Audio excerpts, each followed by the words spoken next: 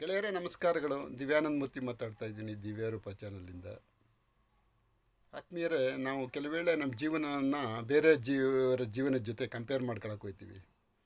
ಇದು ಖಂಡಿತ ಸರಿಯಾದ ಮಾರ್ಗ ಆಗಲ್ಲ. ಯೋಚನೆ ಮಾಡಿ, ಈ ಪ್ರಪಂಚದಲ್ಲಿರ್ತಕ್ಕಂಥ ಪ್ರತಿಯೊಂದು ಜೀವಿಗೂ ಕೂಡ ದೇವರು ವಿಶೇಷವಾದ ಶಕ್ತಿಗಳು ಕೊಟ್ಟಿರ್ತಾನೆ. ಅದು ನಾವು ಎಷ್ಟೇ ಈಗ ಅನಾನುಕೂಲ ಸ್ಥಿತಿಯಲ್ಲಿರಲಿ ಅಥವಾ ಯಾವುದೇ ರೀತಿಯ ಹಿನ್ನಡೆಯಲ್ಲಿದ್ದರೂ ಕೂಡ ನಾವು ಬೇರೆಯವ್ರ ಜೊತೆ ಕಂಪೇರ್ ಮಾಡ್ಕೋಬಾರ್ದು. ನಮ್ಮಲ್ಲೇನು ಶಕ್ತಿ ಇದೆ ಅದರಂತೆ ನಾವು ಮುಂದೆ ಸಾಗ್ತಾ ಇರಬೇಕು. ನಾವು ಬೇರೆಯವ್ರ ಜೊತೆ ಕಂಪೇರ್ ಮಾಡ್ಕೊಂಡಾಗ ಅದರಿಂದ ನಮ್ಮ ನೆಮ್ಮದಿ ಕದಡುವ ಸಂಭವವೇ ಜಾಸ್ತಿ ಇರುತ್ತೆ. ಜೀವನವನ್ನು ಪ್ರತಿದಿನ ಸಂತೋಷವಾಗಿ ನಮ್ಮಲ್ಲಿರೋ ಪ್ಲಸ್ ಪಾಯಿಂಟ್ಗಳೊಡನೆ ನಾವು ಮುಂದೆ ಸಾಗ್ತಾ ಇರಬೇಕು. ನೀವು ಹಿಂದೆ ಒಂದು ಚಲನಚಿತ್ರ ಬಂದಿತ್ತು, 2 ರೇಖೆಗಳು ಅಂತ. ಅದರಲ್ಲಿರೋ ಒಂದು ಒಳ್ಳೆಯ ಅಂಶವನ್ನು ಗಮನಿಸಿದ್ದೆ. ಒಂದು ದೊಡ್ಡ ರೇಖೆ ಇರುತ್ತೆ, ಇನ್ನೊಂದು ಸಣ್ಣ ರೇಖೆ ಇರುತ್ತೆ. ಈ ದೊಡ್ಡ ರೇಖೆಯನ್ನು ಕಡಿಮೆ ಮಾಡಿಬಿಟ್ಟು ಸಣ್ಣ ರೇಖೆ ಮುಂದಕ್ಕೆ ಬರಬೇಕಾಗಿಲ್ಲ. ಆ ಸಣ್ಣ ರೇಖೆ ತಾನು ಸ್ವಂತವಾಗಿ ಬೆಳೆದು ಉದ್ದವಾದಾಗ ಆಟೋಮೆಟಿಕಲಿ ಅದು ಇನ್ನೊಂದು ರೇಖೆ ಕಡಿಮೆ ಆಗುತ್ತೆ. ಅದು ಕಡಿಮೆ ಆಗಲಿ ಜಾಸ್ತಿ ಆಗಲಿ ಅಂತ ನಾವು ಯೋಚನೆ ಮಾಡಬೇಕಾಗಿಲ್ಲ.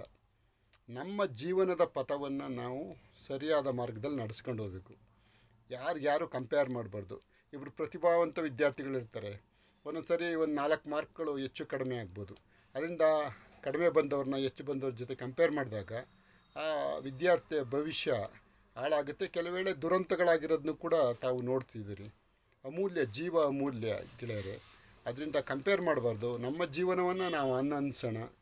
ಜೀವನ ಪ್ರಕೃತಿ 10 ಹಲವು ವರಗಳನ್ನ ಕೊಟ್ಟಿದೆ. ಅದನ್ನು ಪ್ರತಿಯೊಂದನ್ನು ಎಂಜಾಯ್ ಮಾಡ್ತಾ ಸಾಗೋಣ. ಮತ್ತು even a crow will peck that elephant that was tuck in the mud ಅಂತಾರೆ. ಕೆಸರಿನಲ್ಲಿ ಸಿಕ್ಕಿಕೊಂಡ ಆನೆಯನ್ನು ಕಾಗೆಯು ಕೂಡ ಕುಟುಕುತ್ತಂತೆ.